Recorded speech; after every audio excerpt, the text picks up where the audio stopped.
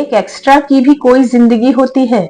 लेकिन मैं आपको बताती चलूं कि मैं किसी शौक से एक्स्ट्रा अदाकारा नहीं बनी थी और ना ही मुझे फिल्मों में आने का शौक था। किस्मत का लिखा कहूं या अपनी नादानी, जिसने मुझ जैसी कई दिलों की रानियों को फिल्मों की राह दिखा दी। मैं हीरोइन तो ना बन सकी, मगर एक्स्ट्रा गर्ल बनकर जलील और ख्वार जरूर हो गई और आज तक ख्वार हूं। मेरी कहानी अजीब तो नहीं, मगर ऐसी जरूर है कि जिसको पढ़कर या तो सभी मुझ पर उंगलियां उठाएंगे और दोषी ठहराएंगे, या फिर अफसोस करते रह जाएंगे कि ऐसी भी लड़कियां होती हैं इस दुनिया में जो अच्छी होकर भी बुरी समझी जाती हैं। हाँ, मैं ऐसी ही थी, लेकिन मुझे किसने ऐसा बनाया, या मैं पैदाइशी एक आजाद पंछी जैसी रूह लेकर पैदा हुई थी। ये सच है कि कुछ तो इंसान की अपनी फितरत होती है, लेकिन ज्यादातर माहौल और हालात भी उसे किसी पेचीदा रास्ते का मुसाफिर बना दिया करते हैं। मैं भी हालात से मजबूर होकर फिल्मों में मुस्तकबिल ढूंढने निकली तो एक्स्ट्रा होकर रह गई, और आज मेरा हाल पूछने वाला कोई नहीं, मेरी कोई बाइज्जत पहचान नहीं। तभी कहती हूँ कि हर लड़की को सोच समझकर अपने लिए किस सिमत में कदम आगे बढ़ाना चाहिए। ये इन दिनों की बात है जब हम लाहौर में उस जगह रहते थे जहां से एक मशहूर फिल्म स्टूडियो बहुत नजदीक था, लेकिन मेरा ध्यान कभी उस तरफ नहीं गया। पापा का अच्छा खासा कारोबार था, रुपए पैसे की कमी ना थी। कमी थी तो सिर्फ माँ के प्यार की, जो मुझे 4 बरस की उम्र में छोड़कर इस दुनिया से चली गई थी। शायद यही कमी थी जिसने मेरी शख्सियत में खोखलापन पैदा कर दिया, एक बड़े खला को जन्म दिया। पापा भी मुझसे इस बाइस बहुत प्यार करते थे कि मेरी माँ नहीं है, बहुत लाड करते थे, मुझ पर कोई पाबंदी नहीं थी। एक खानदानी मुलाजमा ने मेरी परवरिश की थी, मगर वो मुलाजमा तो सिर्फ मेरी खिदमत ही कर सकती थी, वो मुझे कोई हुक्म तो नहीं दे सकती थी। पापा कहते थे मुझे अपनी बेटी पर मुकम्मल एतमाद है, और मैं पापा और अन्ना बीबी के एतमाद की आड़ में हर सोच और फिक्र से आजाद उड़ी फिरा करती थी। जब मेरी उम्र 16 बरस की हो गई तो मेरी मुलाकात सरोज से हुई। वो एक दिलचस्प और हर वक्त हंसाने वाला नौजवान था, इंजीनियरिंग का तालिब इल्म था। उससे कबल नेहाल मेरी जिंदगी में आ चुका था, जो हमारे एक पड़ोसी का बेटा था। ये मेरी पहली मोहब्बत थी, मगर निहायत नादान उम्र की, कि जिस मोहब्बत का कोई सर पैर ना था। हम दोनों एक दूसरे को दूर से देखकर मुस्कुराते। वो मेरी तरफ फूल फेंकता तो मैं उसकी तरफ पत्तियां मुट्ठी में भरकर उसके जानिब उछाल देती। वो अमीर बाप का बेटा था, मैट्रिक करते ही आला तालीम के लिए बैरून मुल्क चला गया और मुझे अचानक उदास कर गया। किसी हद तक उसकी मोहब्बत की तपिश सुलगती हुई याद बनकर मेरे दिल में बाकी थी, और मैं तन्हाई में तन्हाई का दर्द सहती थी, रो पड़ती थी। तभी मुझे किसी गमगसार सहेली या दोस्त की जरूरत महसूस हुई। अन्ना बीबी से अपना दुख तो नहीं बांट सकती थी, मेरी कोई सहेली भी नहीं थी। निहाल का एक दोस्त भी हमारे घर से कुछ फासले पर रहता था। निहाल की याद का दर्द बांटने के लिए उसके दोस्त अरशद से फोन पर बातें करने लगी। शुरू में बातें निहाल से मुतालिक होती थीं, बाद में अरशद की जात से जुड़ी दिलचस्पियां भी शामिल हो गईं। अब अरशद मेरे सामने था और निहाल आंख ओझल पहाड़ ओझल बनकर माजी का हिस्सा बन गया। न उसके जाने का गम बाकी रहा और न लौट के आने की उम्मीद। जितना वक्त अरशद के साथ गुजरा अच्छा गुजरा। फिर वो भी बैरून मुल्क चला गया, क्योंकि उसके वालिद दुबई में काम करते थे। मैं एक बार फिर तन्हा रह गई। इस कम उम्री में मैंने बहुत कुछ सीख लिया, मगर दिल और रूह फिर भी किसी साथी की तलाश में बेचैन रहती थी।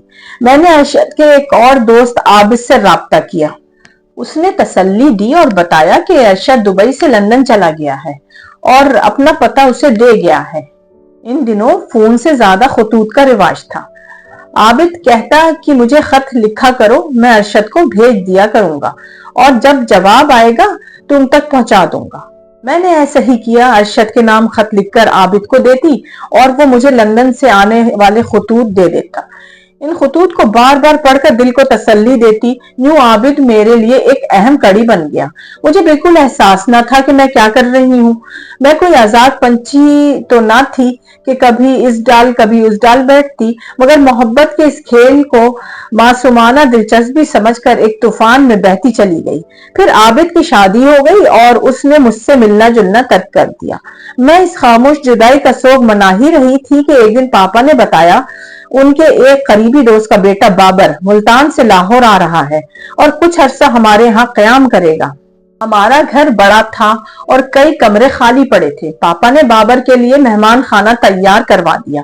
शुरू में मैं इस अजनबी मेहमान से दूर रही, मगर वक्त के साथ अजनबियत कम होने लगी। अन्ना बीबी का इंतकाल हो चुका था। पापा ने फुप्पी को बुला लिया था, वो अपने कमरे में ही रहती थी। पापा का कारोबार बहुत बड़ा था और वो मसरूफ रहते थे। नौकर अपने कामों में और घर एक सन्नाटे में डूबा रहता था। बोरियत मिटाने को मैं बाबर के कमरे में जाकर बैठती थी, बातें करने की कोशिश करती, मगर वो एक संजीदा तबीयत का इंसान था। उसका ध्यान पढ़ाई में रहता था। ताहम मैंने रफ्ता रफ्ता उसे अपनी तरफ मतवज्जा कर ही लिया। जाने उसमें क्या खास बात थी कि मेरे दिल में उसके लिए जो मुकाम बना वो बाकी सबसे मुख्तलिफ और मुनफरद था। अगर वो आने में देर करता तो मैं बेचैनी से उसकी मुंतजिर होती, और अगर किसी बात पर नाराज हो जाता तो बौखला जाती। आज तक मैं ही दूसरों पर रोब जमाती, गुस्सा करती और लोग मुझे मनाते थे, लेकिन बाबर को मैं मनाती थी। आज जब मैं बाबर का मवाजना उन तमाम लड़कों से करती हूँ जो मेरी जिंदगी में आए, तो वो सब मुझे गैर संजीदा, सतीही और कमजोर लगते हैं। वक्त के साथ साथ बाबर की मोहब्बत मेरे वजूद में दौड़ते हुए खून के मानंद शामिल हो गई। मैंने कभी खुद से उठकर पानी तक न पिया था, मगर बाबर की शराफत ने मुझे उसकी कनीज बना दिया। मैं उसके कमरे की बिखरी हुई किताबों को सजाती, उसके बिस्तर की चादर दुरुस्त करती। वो कॉलेज से आता तो मैं खुद चाय बनाकर उसे देती। वक्त गुजरता गया और बाबर की आरज़ू में जीने लगी। मेरी एक आदत बहुत बुरी थी। जब भी मेरे कजन घर आते, मैं उनसे बेतकल्लुफी से बातें करने लगती। मुझे ख्याल न रहता कि बाबर को मेरी ये बात नागवार गुजरती है। वो नाराज हो जाता, गुस्सा करता। मैं कहती, भाई रिश्तेदार हैं, उनसे बात करने में क्या हर्ज है। वो समझाता कि हर किसी से बेतकल्लुफ हो जाना अच्छा नहीं होता, लड़कों से फासला रखना चाहिए, किसी को तुम्हारे बारे में गलत फहमी हो सकती है।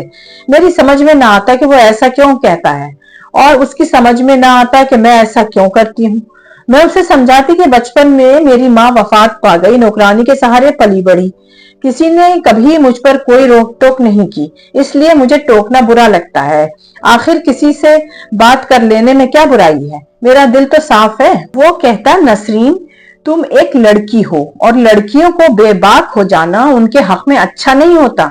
मुझे देखो, मैं तुमसे एक हद में रहकर बात करता हूं ना, तुम भी ऐसा ही किया करो। तुम तो जब किसी से बातों में महव हो जाती हो तो अपने सरापे से भी बेखबर हो जाती हो। तुम्हें यह भी मालूम नहीं होता कि तुम्हारा दुपट्टा कहाँ है।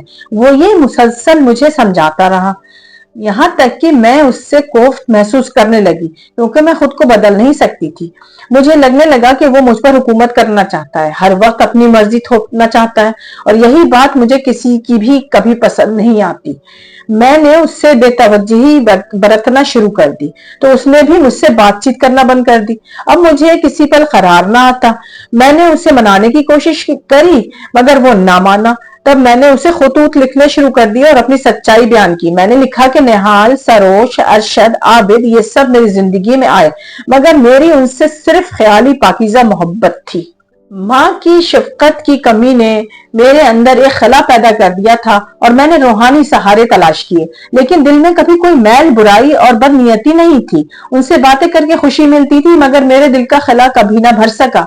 ये मेरी जिंदगी की सबसे बड़ी भूल थी। मैं समझ रही थी कि मेरी सच्चाई बाबर के दिल पर असर करेगी, मगर उस पर कोई असर नहीं हुआ।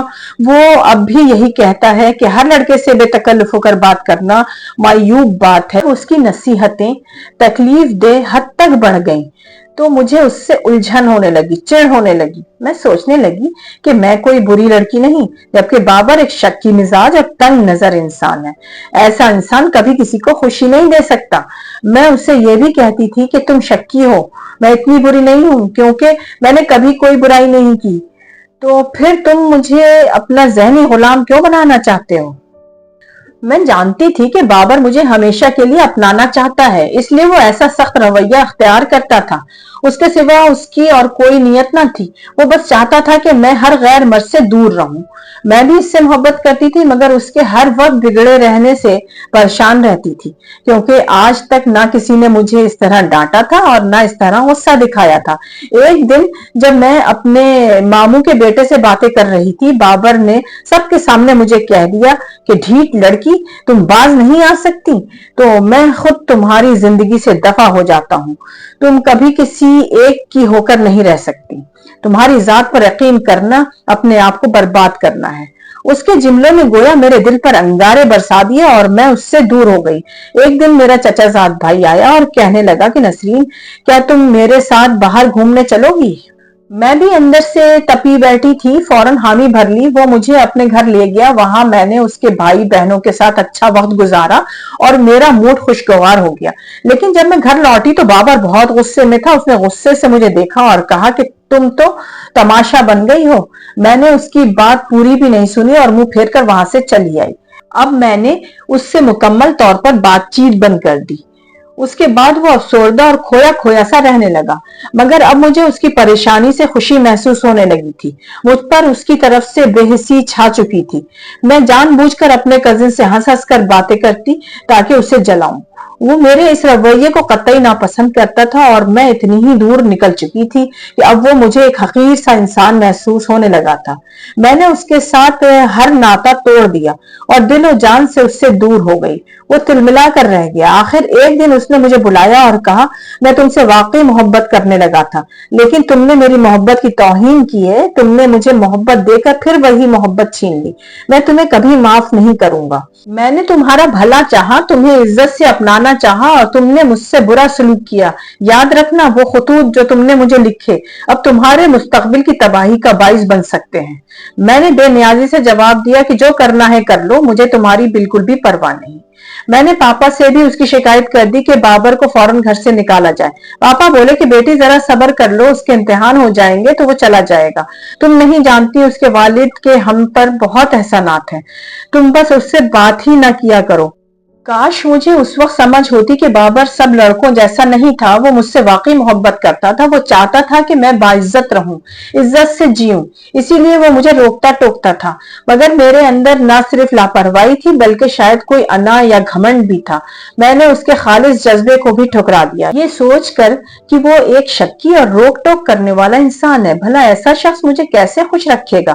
اگر میں شائستگی سے اس سے بات کرتی، معذرت کرتی اور اپنے خطوط مانگ لیتی تو وہ یقیناً مجھے وہ خطوط واپس دے دیتا، لیکن میں نے تو اسے حقارت دکھا کر ہمیشہ کے لیے اس سے دور کر دیا اور وہ پھر بھی خاموش رہا۔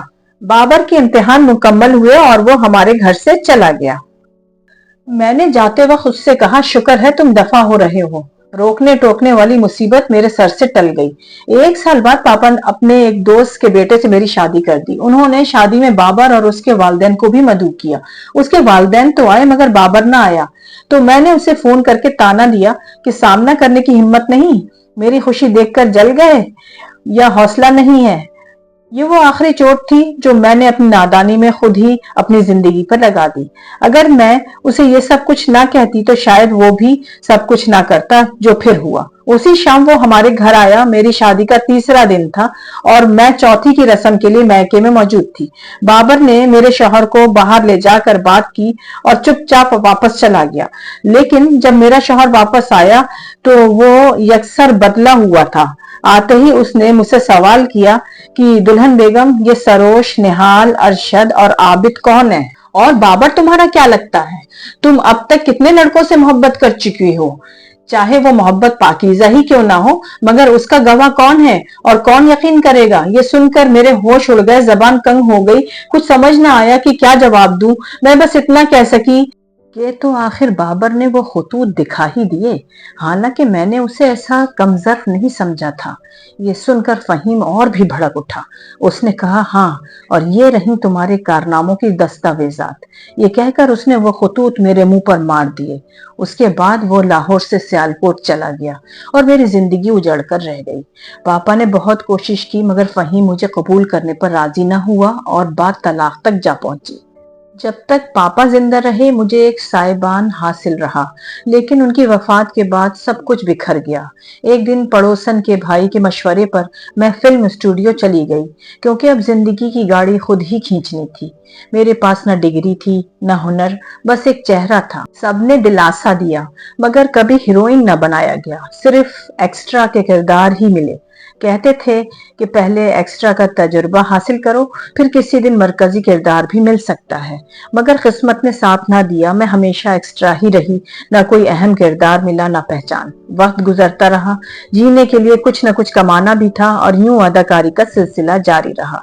शायद मैं अच्छी अदाकारा ना थी या किस्मत ही ने ऐसा लिखा था। रफ्ता रफ्ता उम्र भी गुजर गई और फिर एक वक्त आया कि एक्स्ट्रा किरदार भी मिलने बंद हो गए। उसके बाद ना मैं इधर की रही ना उधर की। अब आप अंदाजा लगा सकते हैं कि मैंने किस तरह की जिंदगी गुजारी है। सोचती हूँ अगर मैं बाबर की बात मान लेती तो शायद आज इस जंगल नुमा जिंदगी में यूं तन्हा ना होती। महज बातें करने के शौक ने मेरी पूरी जिंदगी बर्बाद कर दी। लड़की चाहे कितनी खूबसूरत हो, अगर उसके पास अक्ल व शऊर ना हो तो वो कभी कामयाब नहीं हो सकती। और खूबसूरती का सूरज तो एक दिन जरूर गुरूब हो जाता है, तब वो लड़की लावारिस हो जाती है, कहीं की नहीं रहती।